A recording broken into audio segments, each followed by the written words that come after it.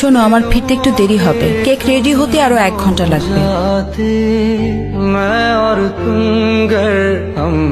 বসতে পারি? কেমন আছো? ভালো আছি। কোনো কাজে? আমার বাচ্চার বার্থডে, ওর কেক নিতে এসেছিলাম। Oh, you have a baby? Congratulations. বাচ্চা কত বড় হয়েছে? আমার মেয়ের বয়স 4। আচ্ছা, তোমার কি আমাদের সেই দিনগুলোর কথা মনে পড়ে? না, কখনই না। মেয়েদের অতীত থাকতে নেই, মেয়েদের থাকে বর্তমান আর ভবিষ্যৎ। আর বিয়ের পর মেয়েদের সংসারটাই বর্তমান, সংসারটাই ভবিষ্যৎ। সেই সংসারে আমারও তো থাকার কথা ছিল সামিয়া।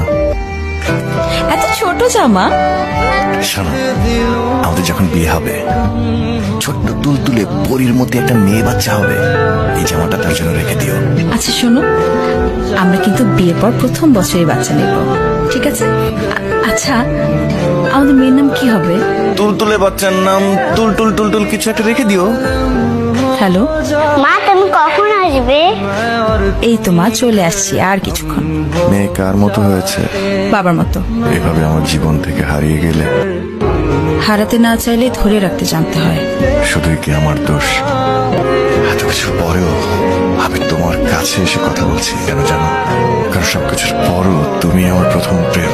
তোমার কোনো কিছুতেই আমি আর নেই, এটা আমি মেনে নিতে পারছি না। কেন তোমার সামনে একজন অপরিচিত আমি। এক্সকিউজ মি ম্যাম, আপনার কেকটা রেডি, প্লিজ চেক করে জানাবেন। চেক করা লাগবে না, আপনি প্যাক করে গাড়িতে দিয়ে যান। ওয়েট, আচ্ছা, আমাদের মেয়ের নাম কি হবে?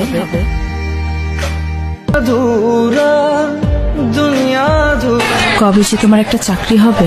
কপালে যেদিন লেখা আছে সেদিন। তোমার কপালে আমি লেখা আছি তো।